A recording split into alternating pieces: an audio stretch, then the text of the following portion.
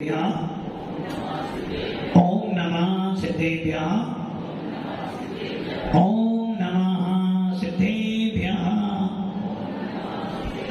यदरिता भावेन तनुदिति मनादरे दुर्यः क्षणादासित स्वर्गी गुणगण समृद्ध सुखनिधि लभन्ते सद्भक्त्या शिव सुख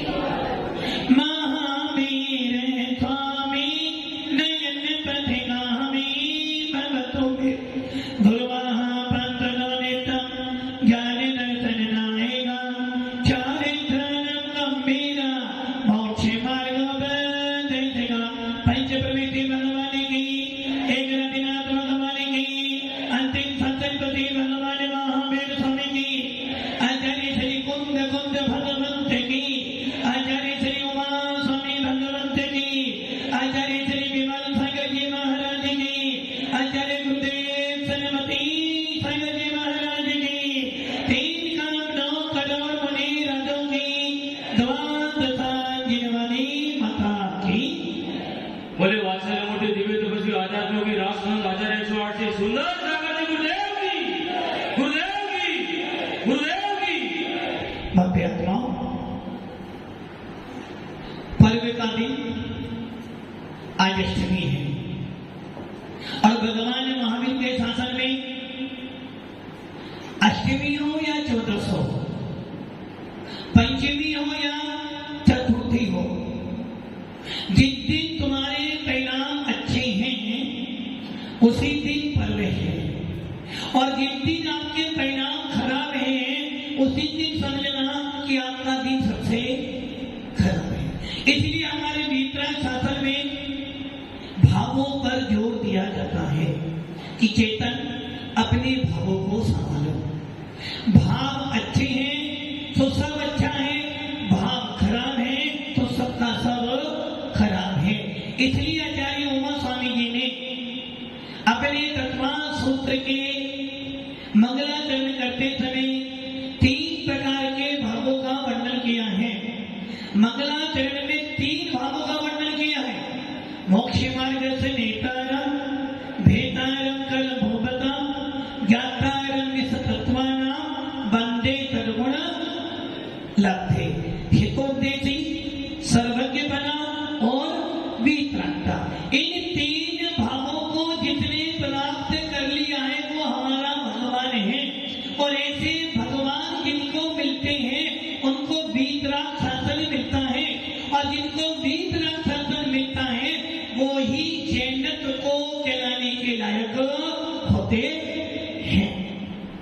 आचार्य उमा स्वामी जी ने दूसरे अध्याय के 3रा सूत्र सम्यक चारित्र्य अर्थात 5 भावों में से सबसे पहले औपचारिक भाव की चर्चा की है।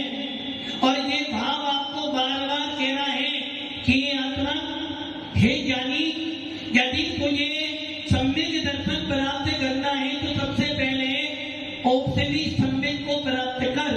इस सम्यक दर्शन के प्राप्त हो जाने के बाद तेरा गुणस्थान चौथा हो जाएगा। इस भाव को प्राप्त करने के बाद तुझे भेद विज्ञान हो जाएगा, और इस भाव को प्राप्त करने के लिए तेरा संसार, अभी कितना संसार था, मिथ्यात्व अवस्था में तेरा संसार अनंत था, किंतु जैसे ही तूने औपचारिक सम्यक को प्राप्त किया, औपचारिक भाव को प्राप्त किया, तेरा संसार कितना रह गया, चुल्लू भर। कितना रह गया?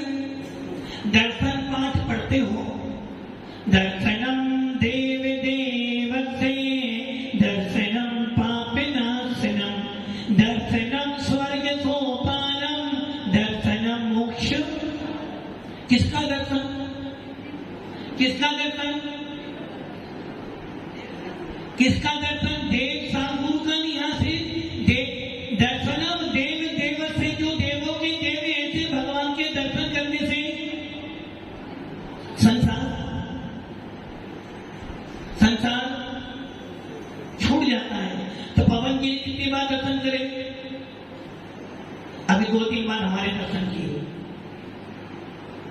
कितना समय बीत गया, बीत रात भगवान का दर्शन करने से, किंतु ये ध्यान रखना जिनेंद्र देव के दर्शन करने से तुम्हारा मिथ्यात्व नहीं हटेगा, किंतु जिनेंद्र देव के दर्शन किए बिना भी तुम्हारा मिथ्यात्व नहीं हटने वाला। जिनेंद्र देव के दर्शन करने मात्र से मिथ्यात्व नहीं हटेगा, किंतु जिनेंद्र देव के दर्शन किए बिना भी मिथ्यात्व हटने वाला नहीं है।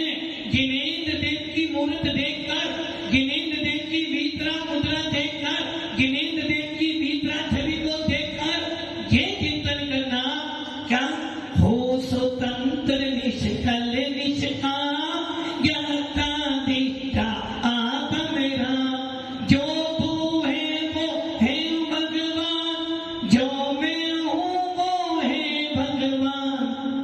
जब इन पंक्तियों को मन में रिपीट करोगे, जब इन भावों को मन में याद करोगे, जब विचित्रा छवि को देखकर मन में ये भाव आ जाए, नहीं जैसा भगवान की आत्मा है वैसी मेरी आत्मा है।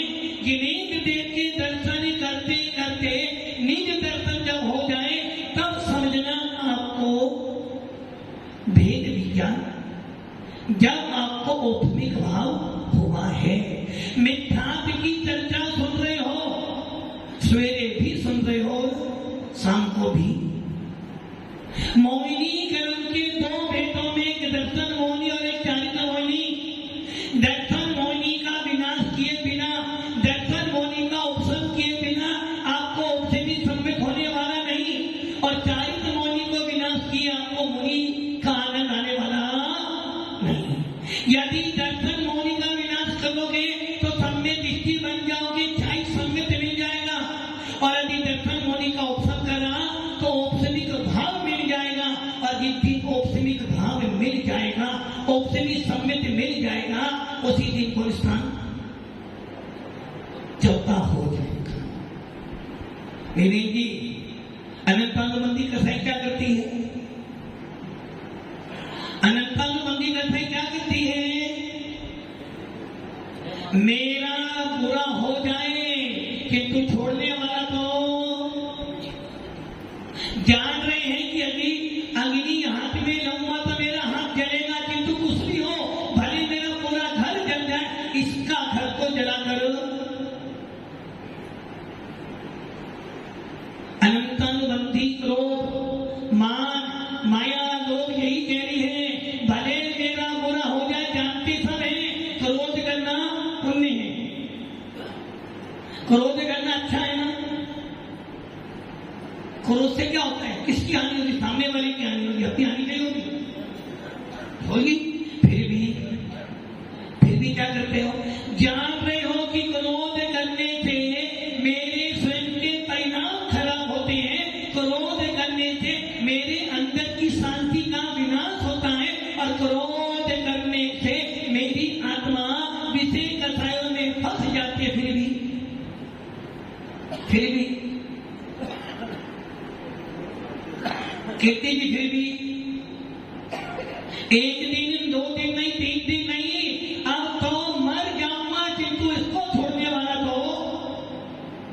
किसी व्यक्ति ने तुम्हें एक बार 2 शब्द बोले थे, किसी व्यक्ति ने एक बार तुम्हारा अपमान किया था, किसी व्यक्ति ने एक बार तुमको हानि दी थी, अब तुमने क्या कर लिया?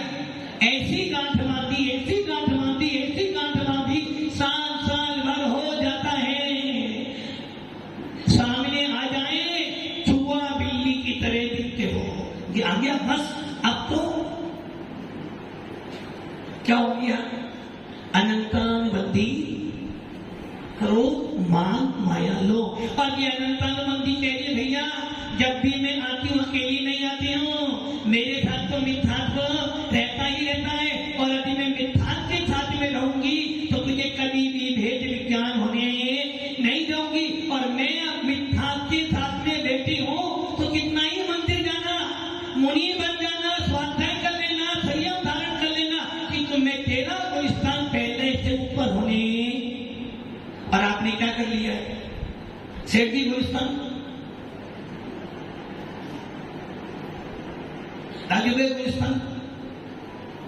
गुलिस्तान ही नहीं, पहले ही इसका आप समझ लेना, यदि गुलिस्तान पहला है तो आपने क्या कर लिया है, अनंतानुबंधी कसाई के साथ में मिथ्यात रख लिया है, और वो मिथ्यात कहना दे मैं अकेला नहीं आता, जब जब मैं आता हूं तो मेरे साथ में कौन आता है? अभी पाबंदी आएंगे तो साथ में कौन आएगा? कौन आएगा? सरदी की बहन साथ में आएगी, और जब बहन साथ में आएगी तो सरदी को जीजा जी तो बोलना ही पड़ेगा। अब पवन कहिए मेरा मुंह आ रहा है, बस मिथ्यात यही कह रहा, मैं अकेला नहीं आता हूं, जब जब मैं आता हूं तो अनंतानुबंधी कथाएं साथ में लेकर आता हूं, और ये कथाएं कह रही है मर जाऊंगा छोड़ूंगा नहीं, एक भव नहीं 10 भव भी छोड़ने वाला कमठोर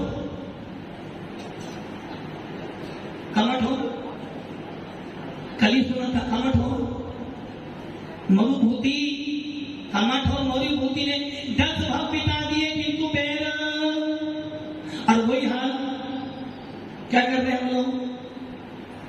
अनंतानुबंधी बार ऐसा पेट बांध लिया है, 7 साल 10 साल 2 3 साल हो जाते, बेटा भाई से नहीं बोलता, भाई बेटे से नहीं बोलता, पापा बेटे से नहीं बोल रहे हैं और बेटा पापा से नहीं बोल रहे हैं। समाज में रहते हो, किसी ने कुछ बात बोल दी, ऐसी गांठ बांधी, कैसी गांठ बांध ली, अब कुछ भी हो जाए, जब मैं अड्डा छोड़ूंगा ना मैं भी ऐसे करूं। क्या हो गया? आपने किसको ठगा? आपने अपनी आत्मा से सम्य दर्शन, तू अध्यक्ष बना था ना, बनूंगी, तूने बहुत अति करी थी, जब मैं बनूंगा देखो तेरे को कर ले, अभी तेरा समय 3 साल बाद मैं भी तो आऊंगा ना, असली सही है ना, दृष्टि मोदी हो, जो तुमने किया था ना उससे तो अच्छा है, कोई उसे नहीं छोड़ो। क्या कर लिया आपने बिपिन जी, क्या कर लिया? डॉक्टर हो, डॉक्टर तो हो ही, और कोई तुम्हारा डेयरी आ जाए, हाँ इसने मुझे सताया था, अब इसका पैर और थोड़ा सा, ऐसे भाव बनते हैं, डॉक्टर के भी बन सकते हैं। एक ध्यान रख लेना, आपने अपनी कथाएं बढ़ाई तो क्या कर लिया, बैर बांध लिया आपने, और बैर बांध लिया ऐसा कि 6 महीने नहीं 7 साल बीत जाता है, मुंह पे तो ऊपर कुछ चापलू से अंदर देखूंगा तेरे को। क्या करा आपने? अनंतानुबंधी कथाएं बांध ली, मिथ्यात आ गया, वो कह रहा है मिथ्यात अनंतानुबंधी मेरे पास बैठी है, अब तू कितना ही कुछ कर लेना, तो ये सम्य दर्शन को होने नहीं दूंगे, कुमकुम स्वामी फिर कोई बात कह रहे हैं, दर्शन भट्टा भट्टा दर्शन भट्टे से नथी निव्याना, और जिसके पास में सम्य दर्शन नहीं वो कभी मोक्ष में जाने वाला। और आपने क्या कर लिया? अभी कोई स्थान पहला है तो समझे ना, मिथ्यात बैठा है, अनंतानुबंधी कथाएं बैठी है, जो आपको सच्चे देर गुरु के पास आने के बाद भी आपकी आत्मा का बोध नहीं होने दे रही है। आप उस मिथ्यात अनंतानुबंधी कथाएं के उदय में मंदिर तो जा रहे हो, दान तो दे रहे हो, मुनि तो बन गए हो, किंतु वो आपको आत्मा का बोध नहीं उत्पन्न होने दे रही है। अब आप कह रहे हो महाराज जी मंदिर जाते हमारे भाव नहीं बनते, महाराज जी मंदिर जाते अभिषेक करने के भाव ही नहीं बनते, महाराज जी के पास जाते सहयोग देने के भाव ही नहीं बनते, और महाराज जी नमोकार नाम सुनते तो नहीं तो मन लगता ही नहीं। इसका मतलब क्या हो गया? इसका मतलब हो गया कि आपके अंदर कहीं ना कहीं मिथ्यात के साथ में अनंतानुबंधी कथाएं बैठी है, जो आपको आपके स्वरूप का बोध होने नहीं दे रही है, जो वीतराग मुद्रा को देखने के बाद भी आपकी आत्मा का बोध नहीं हो रहा है, गिनेन्द्र देव की वाणी सुनने के बाद भी आपको आत्मा का ज्ञान नहीं हो रहा। इसके पीछे कारण क्या है? महाराज जी उस व्यक्ति को देखते मेरे परिणाम खराब होते हैं, से वरुण को देख के मेरे परिणाम खराब हो रहे हैं, उसको अरे भाई वरुण को देखकर तेरे परिणाम खराब बन रहे हैं, तो तेरे अंदर कौन बैठा है? मिथ्यात अनंतानुबंधी क्रोध मान माया लोग बैठा है। भव्य आत्माओं, इसलिए सम्यक दर्शन है तो मोक्ष मार्ग है, सम्यक दर्शन है तो भेद विज्ञान है, और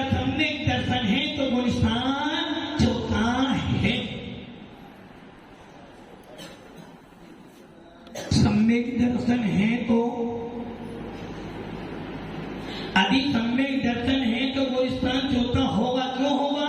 क्योंकि मेरे पास अनंतानंदी क्रोध मान माया लोग नहीं है, मेरे पास मिथ्यात्व नहीं बैठा है। और जब सम्यक दर्शन हो जाए तो समझना मेरे पास औपसमिक सम्यक आ गया है, औपसमिक भाव आ गया, जो बार बार कह रहा है कि हे आत्मा अब तू मुमुक्षु बन गया है, अब तुझे आत्मा का बोध हो गया है, अब तेरा वो स्थान छोटा है, अब तू जाकर मोक्ष प्राप्त कर लेगा। और छोटे वो स्थान वाला जीव लालच से, लोभ से, डर से, किसी के दबाव में आकर भी वीतराग शासक के अलावा किसी के सामने नहीं झुकता है। और आप लोग काम बने तो गधे को भी पूजना शुरू कर दो, और काम बिगड़े को महाराज को भी छोड़ दो।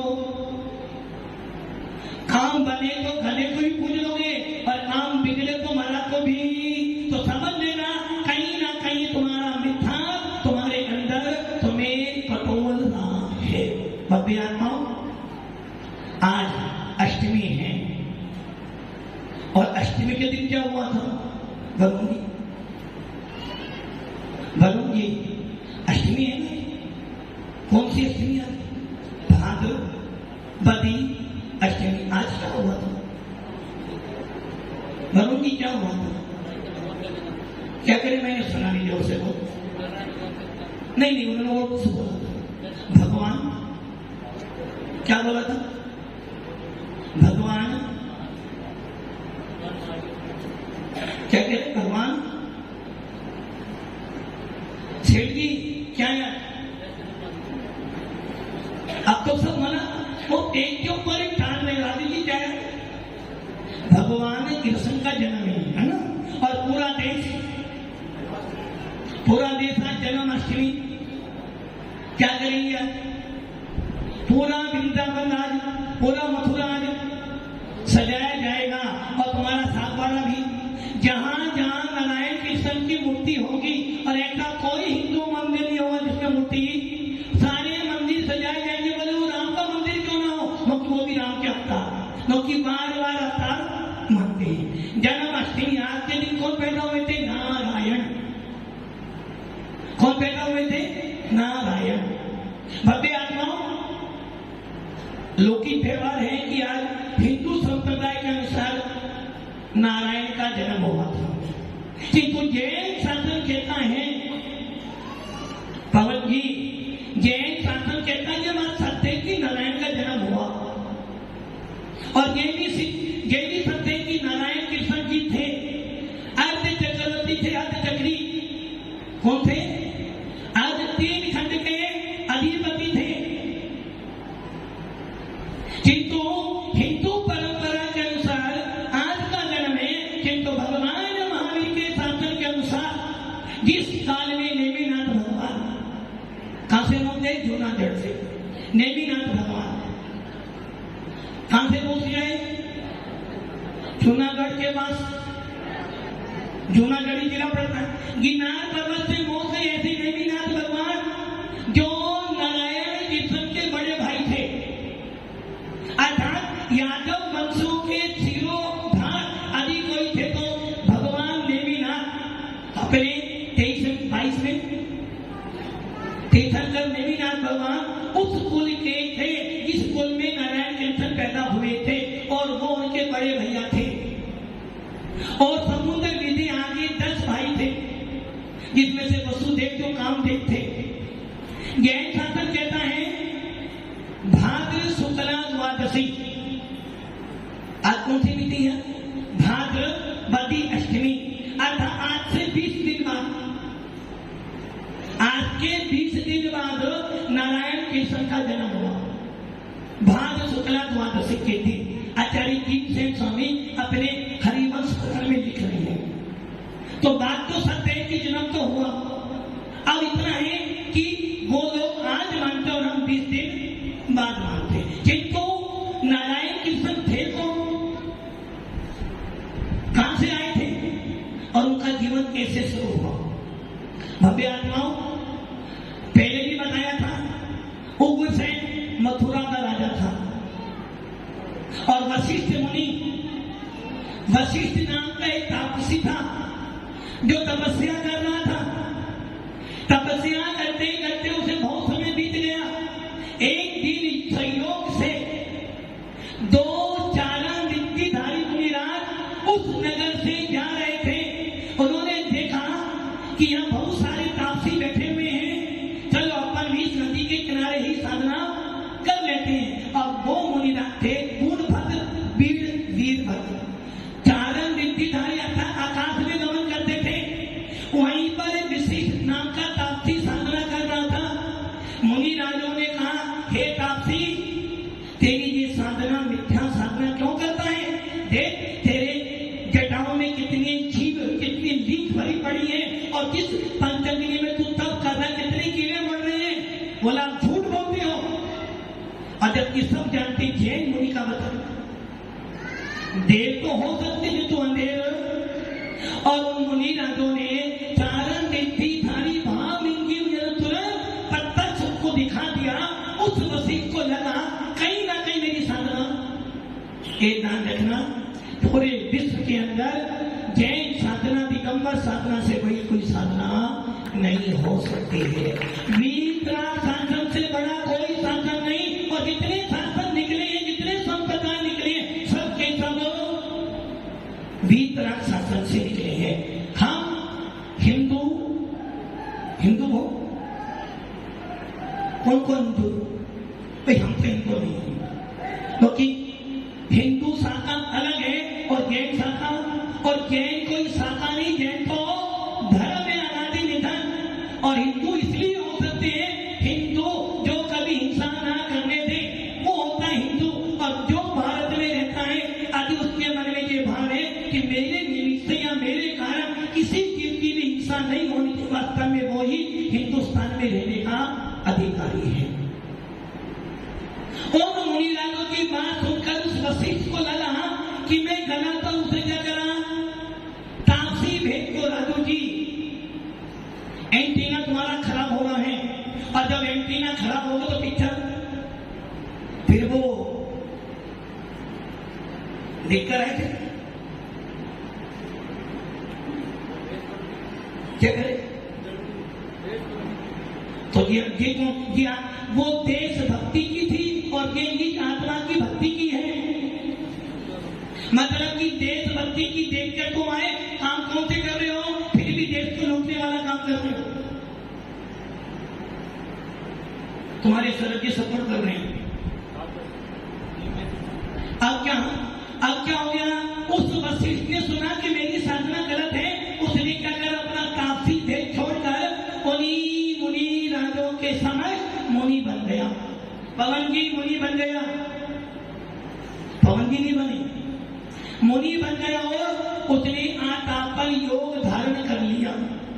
आतापन योग धारण कर करके, कठोर साधना कर करके उसको 7 प्रकार की विद्याएं सिद्ध हो गई। 7 प्रकार की विद्या सिद्ध हो गई। और वशिष्ठ से बोली, हे मुनिराज बताओ क्या काम है? वशिष्ठ मुनि बोला, मेरा तुम्हारे से भी कोई प्रयोजन नहीं, कि तू अगले भव में जब मुझे जरूरत पड़े मेरे पास में आप आ जाना। बस वहीं से शुरू हो जाती है वशिष्ठ की मिथ्या की ओर बढ़ती, जो कि मुनिराज अपनी साधना के बल पर किसी से कुछ नहीं मांगते। यदि साधना भेद विज्ञान पूर्वक की है, यदि साधना सम्यक दर्शन पूर्वक की है, तो हमें बस एक चीज चाहिए। वो चीज क्या है? दुख खो कम खो वही न सोई गमनम समाई मंडम जिंतु संपत्ति हो। और इसके अलावा मैं सेठ बन जाऊं, मुझे बहुत धन मिल जाए, ये सारी चीजें ख्याति पूजा लाभ वाली है, जो तुम्हारे सम्यक दर्शन को विनाश कर देती है। वशिष्ठ मुनि मर गया, उग्रसेन का बेटा बना और उसका नाम रखा कंस। और जब कंस पैदा हुआ तो उसके चेहरे को देखकर, लक्षण को देखकर माता पिता ने विचार किया, उग्रसेन ने विचार किया कि हमारे लायक, क्योंकि राजाओं के यहाँ ऐसे कुरूप परिणामी पैदा नहीं होते। यदि ये खानदान में रहेगा तो पूरे खानदान को डबो देगा। क्या सोचा? और ऐसा सोचकर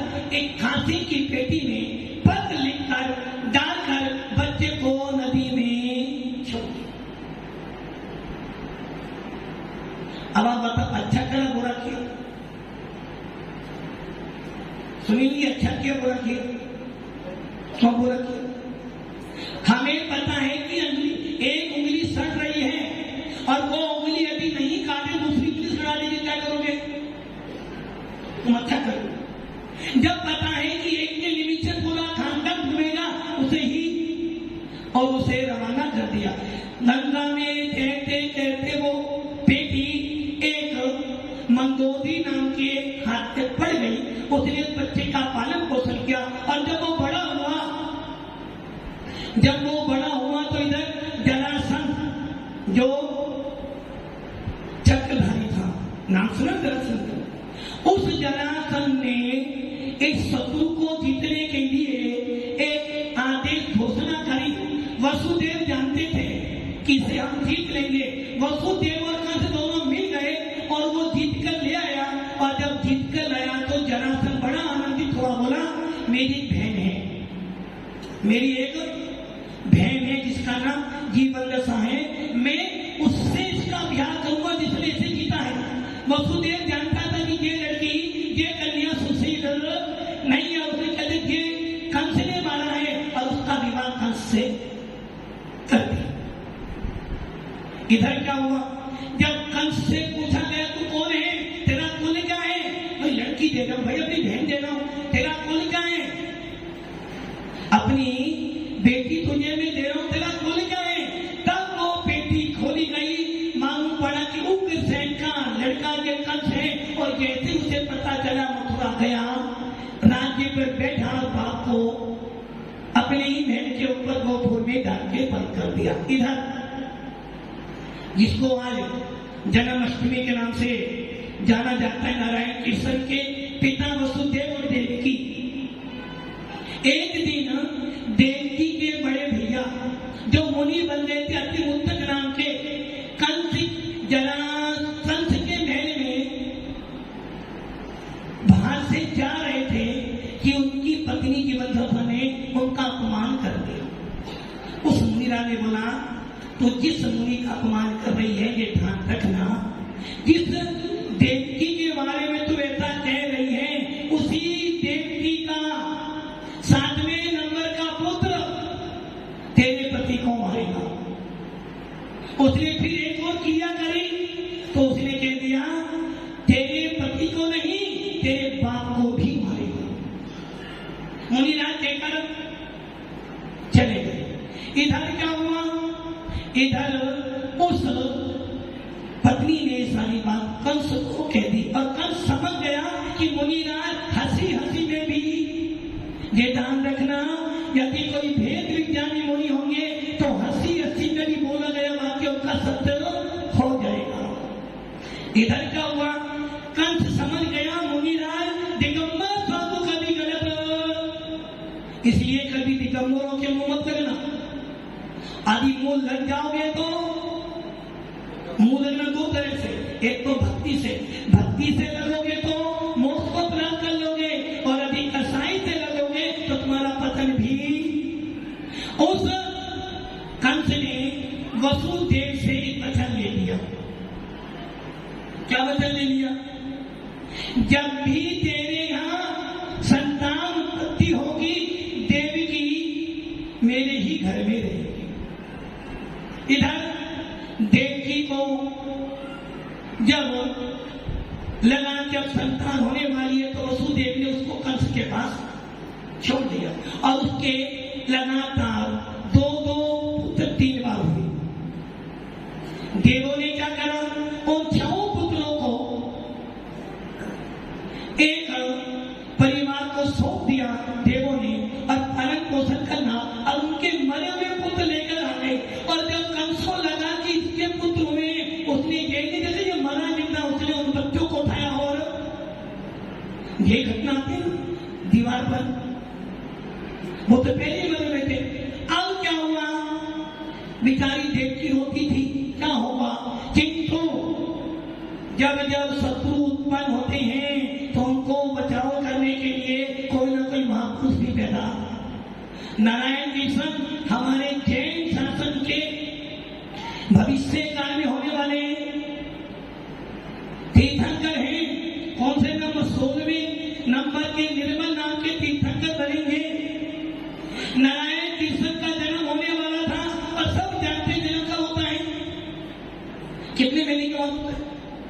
9 महीने के बाद, ये सब जानते हो। किंतु भव्य आत्माओं कोई कोई महापुरुष 7 या 8 महीने में उत्पन्न हो जाते हैं। किंतु कंस इधर क्या हुआ, एक दिन देवकी ने 7 सपने देखे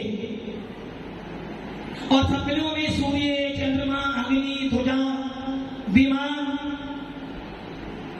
रत्नों की राशि देखी और अंत में उसके मुख में एक शेर प्रवेश कर गया। और हुआ क्या, 7 महीने पूरे हुए कि उनके यहाँ कौन पैदा हो गया, नारायण कृष्ण पैदा हुआ। और जब वो पैदा हुआ, जबकि नारायण कृष्ण कौन थे पता आपको, पहले मुनिराज थे, नी नामक नाम के मुनिराज थे। उन्होंने नारायण की मूर्ति देखी और निदान बंद कर लिया और मिथ्यात्व में आ गए और मर कर देवकी के यहाँ 7वें नंबर का पुत्र 7वें महीने में अर्थात भाद्र शुक्ला द्वादशी के दिन उत्पन्न हुए। जब वो 7वें महीने में उत्पन्न हुए तो बलभद्र मतलब दाऊ, उस दाऊ ने क्या करा, उन्हें नारायण कृष्ण को उठा लिया और वसुदेव जो उनके पिता थे उनको ऊपर छाता रखकर जा रहे थे। उनकी 7 दिन का घोर वर्षा हो रही थी और उस वर्षा को देखते हुए जब वो ले जा रहे थे, सारे कंस के द्वार पास हो गए। और जब उन्होंने गेट द्वार खोला तो ऊपर जो उग्रसेन बंदी बना था वो कहता है, वो भी चिल्लाता है। तब वसुदेव के बलभद्र कहते, चिंता ना करो, तुम्हारा कल्याण करने वाला यही होगा। उस समय वो उसको पार करते हुए जाते हैं। और आप लोगों ने सुना होगा हिंदू परंपरा में कि जमुना जी पूरी उफान पर थी, किंतु जब नारायण कृष्ण गाने लगे तो उस गंगा ने उनके पैर स्पर्श किए और उनके पैर स्पर्श करके पूरा पानी, और वो दोनों पार हो गए। और वृंदावन में गोनंद नाम का जो ग्वाला था, उसकी यशोदा नाम की पुत्री के स्त्री के यहाँ भी पुत्री हुई थी, वो उसको छोड़ने जा रहा था। उस नंद गोपाल को नारायण कृष्ण दे दिए और वो लड़की ले ली। इस प्रकार नारायण कृष्ण का जन्म कहां पर हुआ, जन्म कहां पर हुआ, जेल में। कोई थाली बजाने वाला, और जब मरे तो कोई रोने वाला नहीं था। ऐसे ही नारायण कृष्ण ने जो जैन शासन में महापुरुषों में आते हैं और आने वाले समय में 16वें नाम के तीर्थंकर बनेंगे।